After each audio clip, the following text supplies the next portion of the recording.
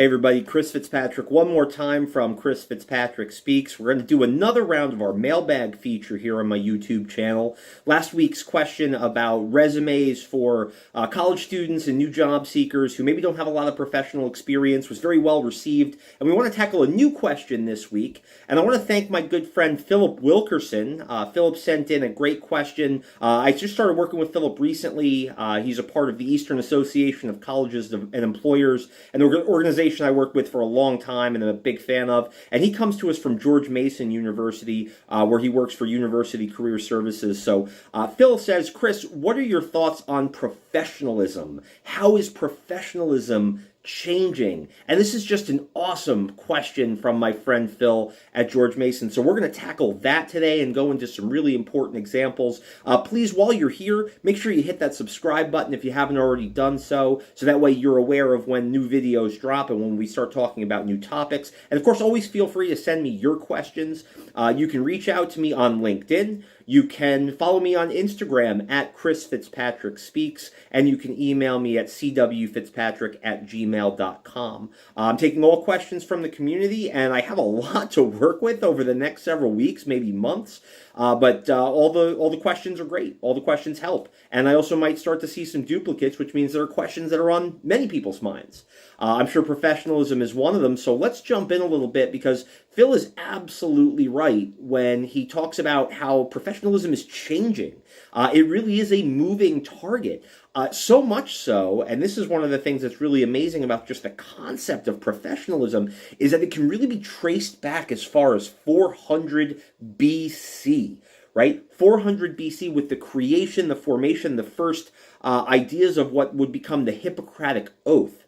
And this was the foundation for professionalism and ethics in the medical field. So really, professional conduct and professionalism is at least about 2,500 years old. So we do have a lot to comb through, although a lot of what we'll talk about today is going to be from probably about the 1930s on. We're not going to get too much into the history lesson, but I think it's important to note just how far back the concept of professionalism goes. I also want to jump into the etymology a little bit. I do that. And just dissect the word professionalism a little bit, because a lot of times what we do is we use the term professionalism or professional to describe a person. But part of professionalism is also profession, right? So it's just as important to consider not just the individual and their level of quote-unquote professionalism, but also what their profession is. Because what is professional in one profession may not be the same in another. It's almost as though the echoes of my first video are coming back into this video when I say it depends on the job. And so much of what I talk about in these discussions, there's always a certain asterisk at the end of some of this advice because a lot of this does depend on the job that we're talking about. But since I'm trying to keep these videos to roughly 10 to 12 minutes each, I want to paint with broader strokes today. So I want to invite the audience to do something for me for just a moment. I want you to close your eyes, clear your mind. Now, think about the first image that pops into your head when I say the word professionalism. I invite you to share a description of what or who you saw in the comments below, right after you subscribe to the channel if you haven't already done so. That's me being professional. Now open your eyes unless my video has already put you to sleep, in which case I invite you to stay out of the comment section. There's a very good chance that the image that you came up with in your mind just a moment ago had a lot to do with attire. May have had a lot to do with the way somebody dressed. Because I think when we think of professionalism, that is one of the first things that comes to our mind is, what do they look like? Right? What's the physical appearance and what's the attire? Societally, and not just in the United States, one of the major pillars of professionalism is a concept of professional attire. Now, this is classically meant a conservative suit in one of three dark colors: black, gray, or navy blue, and a dress shirt and a tie for men, or a conservative blouse for women. Gotta button that top button, mate. What are you doing? What kind of joint do you think we're running here? Get out of here. Unbelievable. Hair was kept neat, piercings were kept to a minimum, tattoos were invisible, and maybe Fridays you could go business casual or, perish the thought, smart casual. Smart casual is a casual that you would wear to the workplace, but you wouldn't necessarily wear it hanging out with your friends on a Saturday night. It is the professional version of casual. So this was the standard of business professional attire through much of the 1900s. Even though laborers, factory workers, artists, they're all professionals within their profession. And they didn't necessarily have to conform to the same standards and wear the same attire they would wear the attire prescribed by their organization, right? So you didn't necessarily see every professional based on their profession walking around in one of these navy blue or black suits and the shirt and the tie. Male archetypes would often see laborers and factory workers in blue button-down shirts, while the office-bound counterparts were in these crisp white dress shirts and suits. And this is also what gave the rise to the idea of the blue-collar worker and the white-collar worker. It really just is as simple as what the attire was of whether somebody was working in more of a labor-intensive job, the attire tended to be blue shirts, or whether it was more of an office type of an atmosphere where it tended to be a little bit more white shirt and tie and suit. Now, over the past few decades, the idea of professional attire has seen a few different shifts toward a more casual culture. And whether this is because of just culture evolving, right? Culture becoming more vibrant or more accepting of a more casual type of an appearance, or the idea that dress codes, strict business professional dress codes, are inherently sexist and unfairly forbid cultural expressions. A lot of very strict business professional dress codes might look down on certain cultural hairstyles, and that could be seen as a microaggression and as a form of an inequity within the workplace. There are a lot of people who feel that these strict dress codes suppress individuality and authenticity, and they don't create a safe or an inviting or an inclusive workspace for who they are and how they like to express themselves. So this has prompted a little bit of a revision of what we think of professional attire versus what we think of as the traditional professional corporate image. Now, COVID-19 has also altered professionalism by altering the way we work and how we look at work. Now, in a hybrid or a remote working arrangement, for example, we probably may not expect to see an employee working from home in a full suit, in a shirt, in a tie. In most cases, I don't think we expect to see that. But that said, even when we're working remote or hybrid, we're still responsible for our professionalism, whether it's over Zoom, over Teams, or whatever it is that we're using to collaborate. Working home is still working, and forgetting our professionalism beyond just attire it can be a big issue. A simple Google search will reveal a lot of very tragic and frankly some pretty funny examples of jobs or careers that were altered or even ended by work from home misconduct. A lot that ended with, I thought my camera was turned off, or I thought my webcam cover was down, and it turned out it wasn't. Well, if you hadn't forgotten your professionalism, you may not have gone down that road, and that could be a tough mistake for someone to make. So professionalism is not something that we abandon in this newer modern way that we're working. A full discussion about professional versus business casual versus smart casual attire, it could take a long time. It's part of a longer discussion. But to spend an entire discussion about professionalism just talking about what someone is wearing is to buy into the idea that clothes alone determine the level of one's professionalism, and that's certainly not true. It also tends to reinforce a certain white-collar elitism. So we do want to dispel the idea that professionalism is strictly wrapped up in attire. So what are the traits or the behaviors that we can align with a concept of professionalism that is largely agnostic of profession, culture, gender identity, age, ability, etc.? And I've got 8 of them. I've got 8 of them to go through with you today. So let's jump into all 8 of them. And these are 8 traits that I've identified as being important to me for professionalism, regardless of what industry and regardless of, again, culture, gender identity, age, ability, any of those different factors. Number 1, right off the bat, honesty, integrity, and trustworthiness.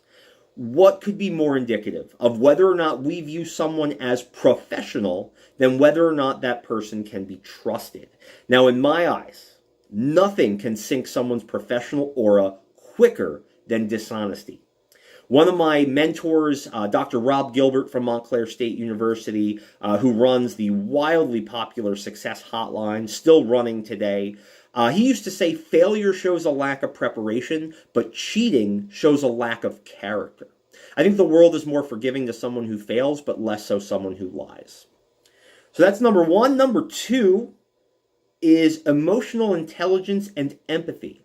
Now, I've spent well over an hour discussing emotional intelligence with college students and the evidence that shows that on average, EQ is a better indicator of future success and financial earnings than IQ. There's a lot of indicators of the importance and the impact of emotional intelligence. As a matter of fact, you can find the videos of me talking about emotional intelligence with college students on my YouTube channel. Now, this is because as intelligent as someone may be, the pillars of emotional intelligence, they determine so much about one's ability to succeed professionally. We're talking about self-awareness, self-management, social awareness, social management. At the center of this is the concept of empathy, and that's the willingness and the ability to understand the perspective of another and to respect it even in the case of a disagreement or a conflict. I've included respect in this category as well, and that's the ability to treat others respectfully and in an effort to preserve dignity as a strong facet of emotional intelligence, something that overall I think we can agree society probably needs a little bit more of. Number three, competence. Now, this is different from intelligence or IQ, and this is the reason why when recruiters and hiring managers are screening resumes and interviewing candidates, they're measuring something called competencies. And competencies are the skills that are necessary to do a job effectively. So competence is someone's ability to do their specific job at a high level. All right? So, for example, a restaurant hires a chef to come in and cook. And on their first day, the chef comes in and says, where's the microwave and how long do I need to zap each of these meals before I serve them to the customers? The chef could be impeccably dressed and the most emotionally intelligent person ever. But if that person is not competent to do the job that they've been hired to do, then all of those other factors are not going to matter because they can't do the job that they were hired to do. Number four, availability and punctuality. It's often been said that the greatest ability is availability. Doesn't matter how much you know about a problem that needs to be solved if you aren't even there to help solve the problem. Work-life balance is critical. It's more of a topic of discussion today than it ever has been before. But if you're supposed to be someplace and you can be there, be there. Try to be on time whenever possible. Show the people around you that you respect them and you respect their time. This does not mean that you shouldn't take your PTO. It does not mean that things aren't going to still happen. As the great John Lennon once said, life is what happens while you're busy making other plans. That stuff's still going to happen. But any time that you can demonstrate that you're dependable, available, and punctual, it's a really good sign of professionalism. I believe that leaves us up to number 5 now, and that's confidence. Now, confidence isn't bombast or cockiness. This is simply confidence in one's own ability to succeed. Confidence is not a 24/7 absence of self-doubt either. We all have moments in which we really wonder, are we up to a task? And we have to have that little pep talk within our own minds to get us to believe that we can do something again. That happens. But if you're sitting on an airplane, buckled in and ready for takeoff, and the pilot comes on the loudspeaker and says, man, these controls look a lot more complicated than they looked in training. I have no clue how this is about to go. You aren't just going to smile and think to yourself, what a nice training opportunity for this person. I think I'll get a warm towel and a Fresca. Confidence comes from preparation and competence and is a universal sign of professionalism. By the way, so is humility, which is not the opposite of confidence. Number 6 is accountability and ownership. When you do what you say you will do, and you are willing to answer for your decisions and your actions, you are being personally accountable. When you expect that those around you will hold up their end of the bargain and take ownership of their tasks, that's holding others accountable. Accountability does not equal blame. When someone has to take the blame for something going wrong, it's a subset of accountability, but there's so much more to it than that. That's on me, that's on you, sure, but so is let's get even better. Number 7, respect for diversity.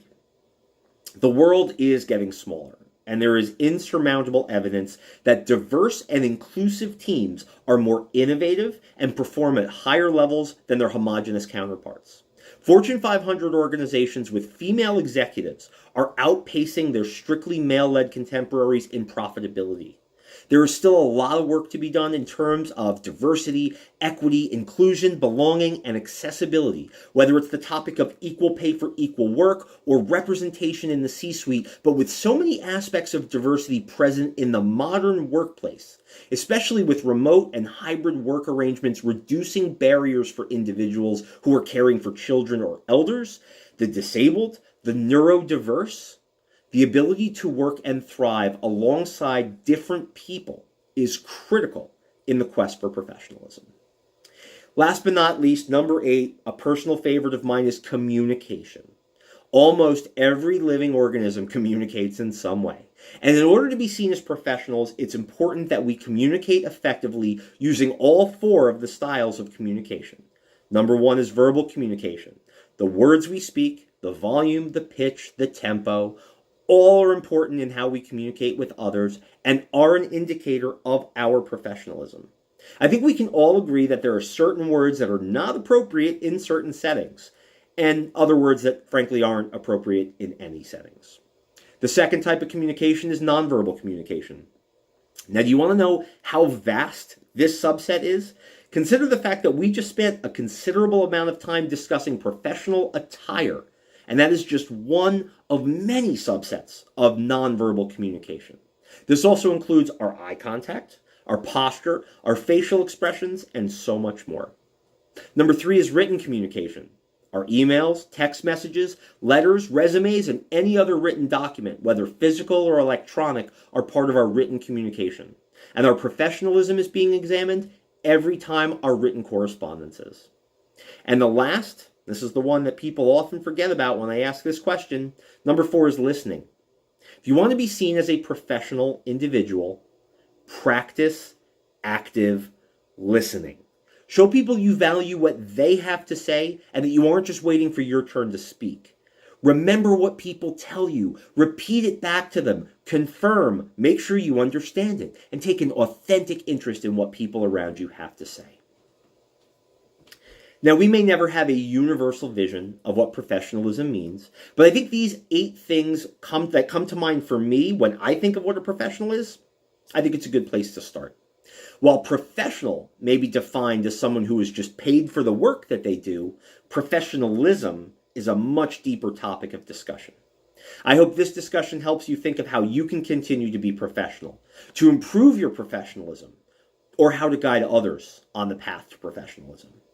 Do you think that you have a good example of professionalism? Please share it in the comment section and let's keep the dialogue going. I know I don't have all the answers, but we're constantly learning.